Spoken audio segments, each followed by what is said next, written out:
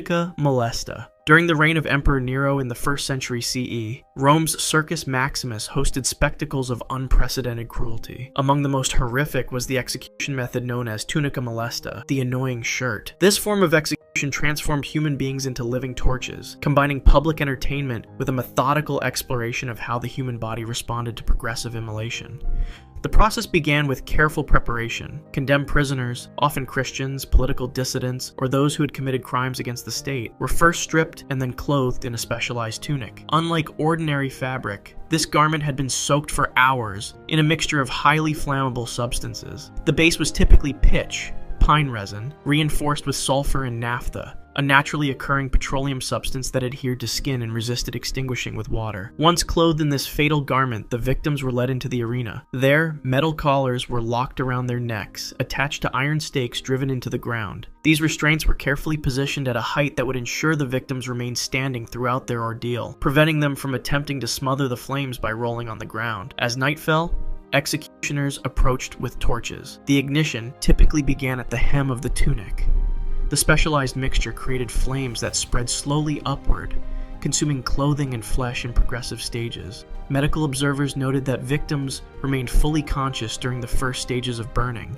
The initial minutes brought the agony of superficial burns as the fire consumed the outer layers of skin. As flames climbed higher, victims experienced escalating pain as deeper tissues were affected. Many tried desperately to tear off the burning garments, but the adhesive nature of the mixture made this impossible. The pitch bonded to their melting skin, creating a self-perpetuating fuel source from the victim's own body fat. Roman physician Galen documented that consciousness often persisted for 6 to 8 minutes into the burning process. Victims could be heard screaming coherently, often pleading or praying, even as their lower extremities were reduced to charred tissue. Eventual death came not from burns alone, but from a combination of shock, fluid loss, and asphyxiation as flames reached the face and smoke filled the lungs. Throughout the process, the victim's immobilized position ensured maximum visibility for the gathered crowds, who watched as human beings were methodically transformed into ash and bone fragments over a span of approximately 20 minutes. Vivisection in Alexandria. In the 3rd century BCE, Alexandria, Egypt stood as the intellectual center of the Mediterranean world. Its magnificent library attracted scholars from across the known world, including 2 physicians whose names would become synonymous with both medical advancement and extreme cruelty. Herophilus and Erasistratus, Greek physicians working under the protection of the Ptolemaic rulers, conducted what many consider the most disturbing experiments in ancient medical history.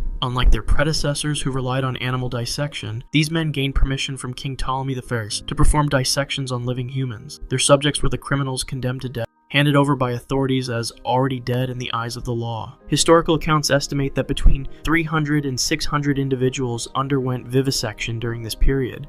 None survived. The procedures took place in a specially constructed chamber near the library. Subjects were fully conscious as they were strapped to inclined wooden tables. No anesthetics existed beyond wine, which was sometimes withheld to observe unclouded reactions. Using bronze and iron instruments, the physicians made precise initial incisions across the abdomen. Specialized retractors held the skin and muscle layers apart, exposing the internal organs of still living subjects. As subjects screamed, Herophilus mapped the nervous system, tracing the paths of nerves from the spinal cord. He correctly distinguished between sensory and motor nerves by manipulating them in conscious patients, noting which touches caused pain and which caused involuntary movement. Erasistratus focused on the circulatory system, observing blood flow in exposed vessels and the still beating heart. The most valuable subjects were those who remained conscious longest. Some accounts describe physicians asking questions of the vivisected, inquiring about sensations as different organs were manipulated. One victim reportedly remained aware for nearly 2 hours as physicians probed his exposed brain, applying pressure to different areas and documenting the resulting sensory changes or muscle movements. Roman physician Celsus later wrote that, while the knowledge gained might benefit future patients, to harm some to benefit others violated the essential principle of medicine, though this ethical concern didn't stop the practice from continuing for decades. Post-experiments. In 18th century Europe, public executions drew massive crowds, not just commoners, but also physicians, anatomists, and natural philosophers eager to conduct experiments on the freshly dead. The guillotine's efficiency had created new scientific questions. How long did consciousness persist after decapitation? Could life be temporarily restored through new electrical techniques? The answers were sought through experiments conducted in the name of science, but with methods that horrified even hardened execution spectators.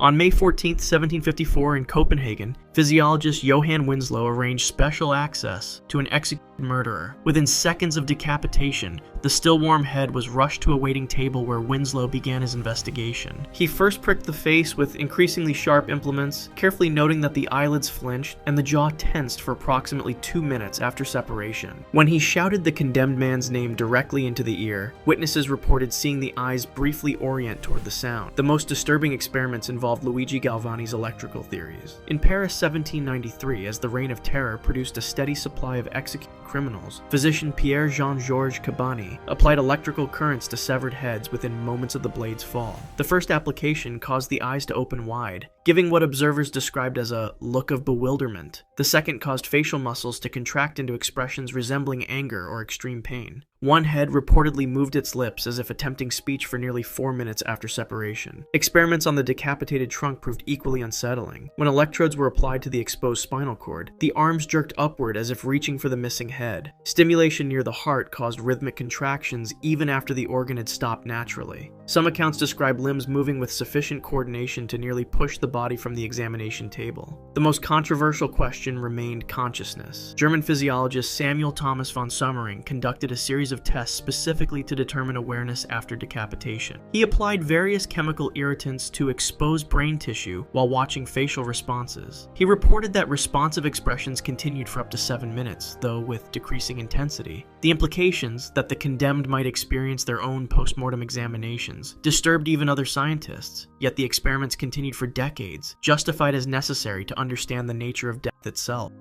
The Bronze Bull of Phalaris. In 570 BCE, the Sicilian city of Acragas fell under the control of Phalaris, a tyrant whose name would become synonymous with sadistic cruelty. Unlike rulers who simply executed opponents, Phalaris transformed execution into a grotesque form of entertainment and scientific curiosity. His most infamous creation was the Bronze Bull, a hollow metal statue designed not just to kill, but to create a disturbing acoustic illusion for those gathered to witness the death.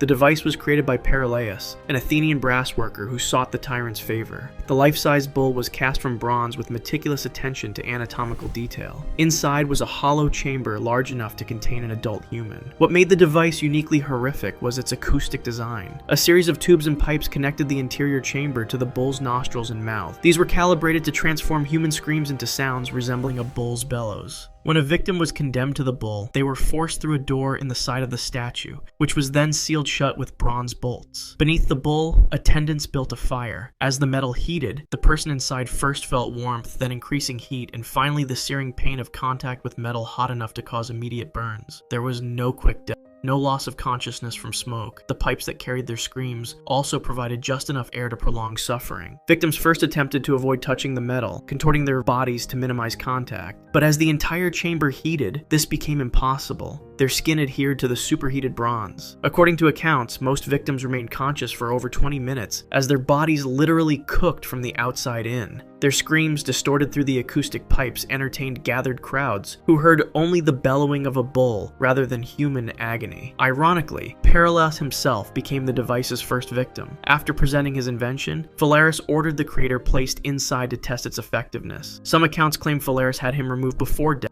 only to then execute him by other means.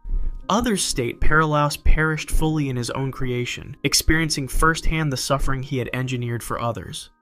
Tunica. Guy de Chauliac's plague experiments. In 1348, as the Black Death swept through Europe, physician Guy de Chauliac faced an unprecedented medical crisis in Avignon, France. While most doctors fled, de Chauliac stayed, serving as personal physician to Pope Clement VI. As the disease killed nearly 2/3 of the city's population, de Chauliac's desperation drove him to turn suffering patients into unwitting test subjects for unproven treatments. De Chauliac's position gave him unlimited access to the sick and dying. He began documenting different manifestations of plague, distinguishing between bubonic and pneumonic form. But observation quickly gave way to experimentation. In the papal palace's lower chambers, he established what he called his investigation rooms, where the most desperate patients were brought for treatment. The first experimental treatments involved bloodletting. De Chauliac methodically varied the amount of blood drawn from each subject, noting precisely how quickly they died afterward. Some lost consciousness immediately as their already weakened bodies couldn't sustain further fluid loss. Others lingered for hours, their breathing growing increasingly labored as they watched their life drain into collecting bowls. When bloodletting proved ineffective, de Chauliac moved to more invasive procedures. He lanced buboes, the painful lymphatic swellings characteristic of plague, and applied various substances directly into the wounds. Some patients received poultices of dried toads, others had mercury compounds packed into their open sores. The mercury subjects reported intense burning sensations before developing tremors and losing control of their bodily functions. His most disturbing experiments involved primitive respiratory treatments for pneumonic plague victims. Those struggling to breathe had tubes forced down their throats while various vapors were pumped in. Subjects inhaled concentrated vinegar fumes, herbal smoke, and even the heated urine of non-infected individuals. Many suffered immediate spasms of the throat, effectively choking while fully conscious. Those who survived this initial shock experienced chemical burns to their respiratory passages, making each subsequent breath more painful than the last. De Chauliac meticulously recorded each failed approach, justifying the suffering as necessary for medical advancement. Most subjects died within hours of his experimental treatments. Vivisect Cleopatra's poison tests. In 47 BCE, while ruling as Egypt's final pharaonic queen, Cleopatra VII turned her intellectual curiosity toward a disturbing pursuit, the systematic testing of poisons on condemned prisoners. The 22-year-old monarch was known for her keen interest in medicine and toxicology. She authored several texts on the subject, but her research methods revealed a shocking disregard for human life. Working from her palace laboratory overlooking Alexandria's harbor, Cleopatra established a methodical process. Prisoners already sentenced to death were brought before her, unaware they would become test subjects rather than receiving their expected execution. Guards forced the first victims to consume small doses of plant-based toxins, extracts of hemlock, nightshade, and henbane. Cleopatra observed with clinical detachment, recording each symptom in meticulous detail. As subjects convulsed, she noted the timing of their distress. When one prisoner began foaming at the mouth after consuming belladonna extract, she documented the progression. First disorientation, then dilated pupils, followed by racing pulse, and finally respiratory failure. Those who survived the initial test were not spared. Instead, they received progressively higher doses on subsequent days. Prisoners testing mineral poisons like arsenic compounds endured more prolonged suffering. Their symptoms began with violent stomach cramps and progressed to bloody diarrhea. Cleopatra was particularly interested in tracking how long consciousness persisted as organs failed. One account described her approaching victims during their final moments to ask what sensations they felt. The most disturbing experiments involved combinations of toxin. Cleopatra sought the perfect balance, a poison that worked quickly but without excessive visible distress. Victims of these tests experienced multiple symptom cascades simultaneously. Paralysis from one agent while another attacked the heart. Some remained fully aware as their bodies shut down system by system. Her findings would later inform her own suicide in 30 BCE, when she reportedly chose the relatively quick and painless death offered by asp venom over the lingering suffering she had so carefully documented. Henri de Mondeville's forbidden dissection. In 1315, the respected physician Henri de Mondeville worked in the shadows of Montpellier, France. By day, he taught surgery at the prestigious medical school, advocating for wound cleanliness in an era when most doctors believed pus was beneficial. But as darkness fell, Mondeville's pursuit of anatomical knowledge led him to cross boundaries that would horrify even his most progressive colleagues. Medieval medicine remained largely based on ancient Greek texts that contained significant errors. Mondeville had grown frustrated with these theoretical limitations.